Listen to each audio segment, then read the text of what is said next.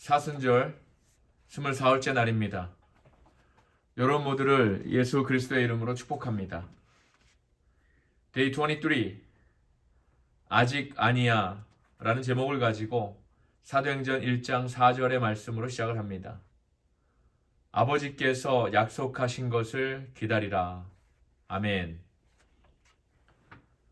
하나님이 당신의 기도에 안 돼 라고 말씀하셨다면 그것이 정말로 안 된다는 의미일 수도 있지만 어떤 경우에는 아직 안 돼 라는 뜻일 수도 있다. 올바른 기도지만 아직 때가 아닌 것이다. 몇 해 전에 우리 부부는 캐피톨 힐 지역에서 집을 구하러 다녔다. 주택 판매자가 넘쳐나던 시기에 다행히 100년 된 연립주택 하나를 사서 1996년부터 살고 있었지만 아이들이 성장하자 5m 폭의 집이 너무 좁아서 좀 더 큰 집을 알아보고 있었다. 얼마 후 불과 한 구획 떨어진 곳에 우리가 꿈꾸던 집이 나타났다. 그래서 일단은 그 집의 주택 구매 오퍼를 넣어보기로 했으나 우리의 재정 형편을 고려하지 않을 수 없었다. 그 집을 사게 해달라고 기도한 뒤에 우리가 지급할 수 있는 선에서 최고의 금액을 제시했다. 그건 양털 실험과도 비슷했다. 만일 하나님이 그 집을 우리에게 주실 작정이라면 집주인이 우리가 제시한 금액을 받아들일 것이라고 믿었다. 부동산 경기가 하락하고 매물이 증가하는 상황이었으므로 집주인이 그 가격을 받아들일 것으로 생각했지만 아니었다. 그 집이 너무나 탐이나 금액을 올리는 무리수를 두어서라도 사고 싶은 충동이 일었지만 결국 단념했다. 집안을 어떻게 꾸밀지 상상하며 부푼 기대를 안고 있었기에 실망감은 대단했으나 기도하면 할수록 단념하기를 잘했다는 확신이 들었다. 그 뒤 1년간 집을 보러 다니지 않았다. 그러던 어느 날 차를 몰고 그 집 앞을 지나가는데 아내가 나를 보며 물었다. 혹시 당신은 저 집이 우리 집 같이 느껴진 적이 없나요?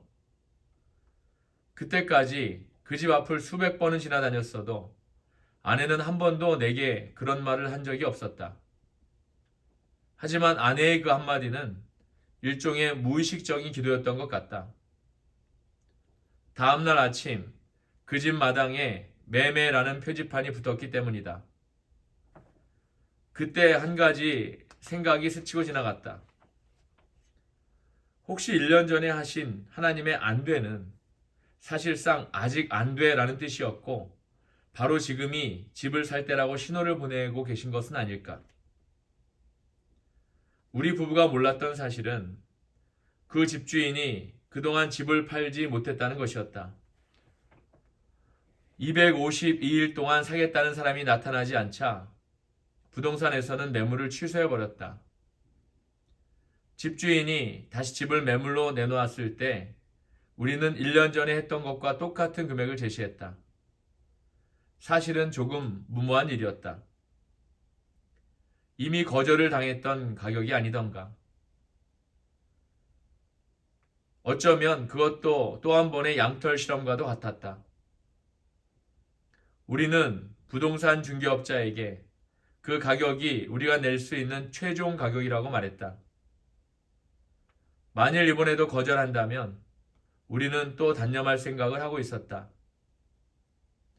그런데 이번에는 집주인이 우리 제안을 받아들였다. 마침내 하나님이 1년 후에 우리 기도를 응답해 주신 것이다. 안 돼 라고 생각했던 것이 실제로는 아직 안 돼였던 것이다.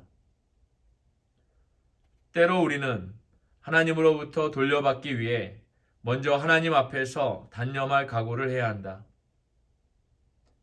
아브라함이 이삭을 제물로 바치려 했던 것처럼 우리가 단념해야 하는 건 매우 값진 무엇인가일 것이다. 이삭처럼 하나님이 직접 주신 선물일지도 모른다. 그러나 선물을 주신 하나님보다 선물을 더 중요하게 여기는 것은 아닌지, 꿈을 주신 하나님보다 꿈을 더 소중하게 생각하는 건 아닌지 확인하기 위해 우리를 시험하실 때가 있다. 선물이 우리에게 우상이 되지 않았는지를 시험하시는 것이다. 만일 우상이 되었다면 그 꿈과 선물과 비전은 죽어야 한다. 그래야 다시 부활할 수 있다. 하나님이 우리에게서 소중한 것을 가져갔다가 다시 돌려주시는 이유는 그래야만 그것을 하나님의 영광을 위해 사용할 수 있기 때문이다. 죽음과 부활의 과정을 거치면서 우리 가족은 새로운 우리 집이 더욱 소중하게 여겨졌다. 무엇보다 감사한 건 우리가 집을 소유했다는 사실이 아니라 집이 우리를 소유하지 않았다는 사실이다. 한 번 잃은 뒤에 다시 찾은 것은 집이든 건강이든 다시는 당연시하지 않게 된다.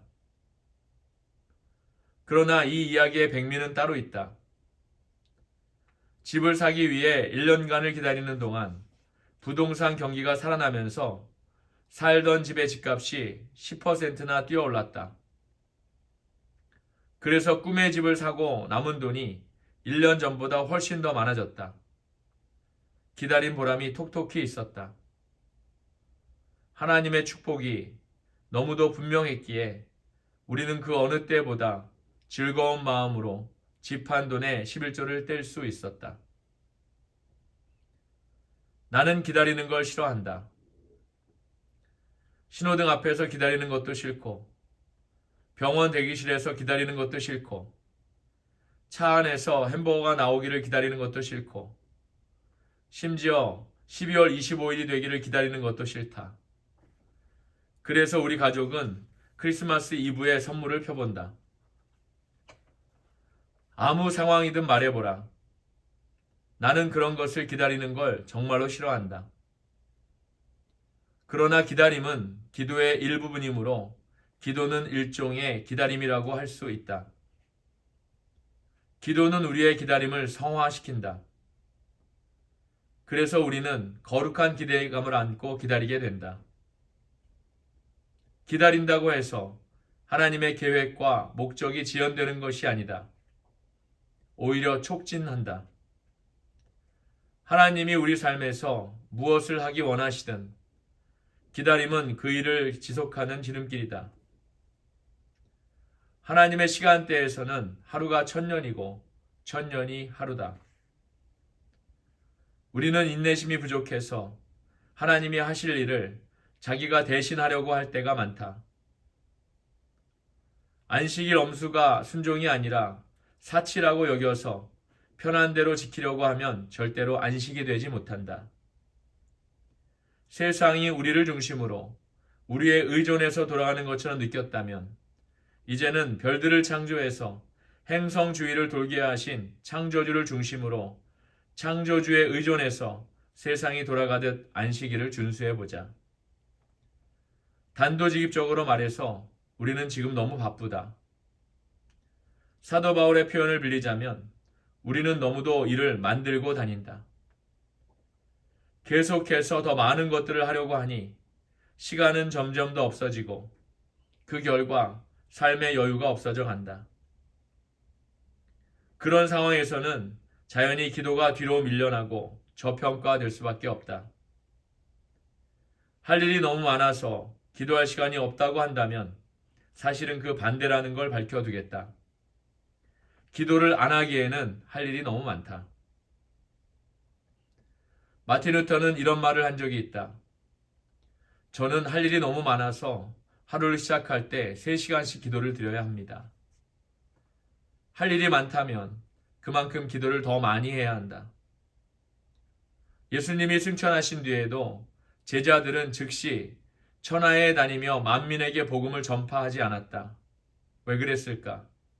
예수님이 아주 명백한 지침을 내려주셨기 때문이다. 사도행전 1장 4절의 말씀입니다. 예루살렘을 떠나지 말고 내게서 들은 바 아버지께서 약속하신 것을 기다리라. 아멘.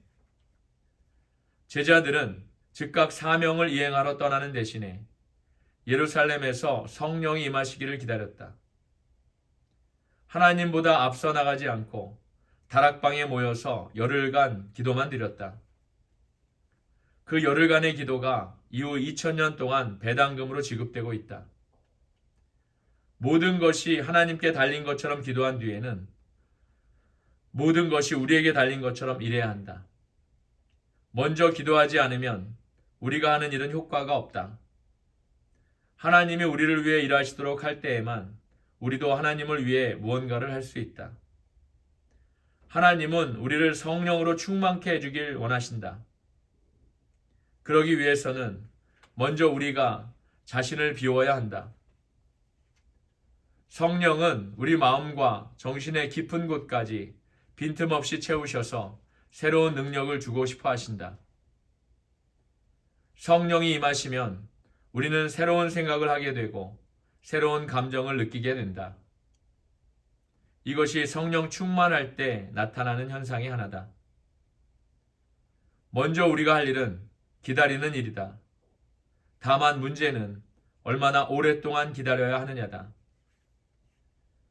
만약 우리가 다락방에 들어가 제단 앞에 무릎을 꿇거나 기도실 문을 걸고 닫고 앉아서 하나님 아버지가 약속하신 선물을 받기 전에는 절대 여기를 나가지 않겠습니다 라고 한다면 어떤 일이 일어날까? 내가 어떤 일이 일어날지를 말해주겠다. 오순절 역사가 다시 한번 일어날 것이다. 우리가 오순절 역사를 계획할 수는 없다. 베드로가 오순절 아침에 일어나서 할 일 목록에 방언 말하기를 적어 넣었을 리 없다. 3,000명이 성령 세례를 받게 하겠다는 계획도 세웠을 리 없다. 그러나 우리가 열흘간을 기도한다면 오순절 같은 역사는 반드시 일어나게 되어 있다. 아멘. 오늘의 기도 전략입니다. 때로 하나님의 안 되는 아직의 의미일 수도 있다. 아멘. 오늘 아침에 주신 귀한 말씀 가지고 오늘 하루도 승리하시고 은혜가 충만하신 여러분 모두가 되시기를 예수 그리스도의 이름으로 축복합니다.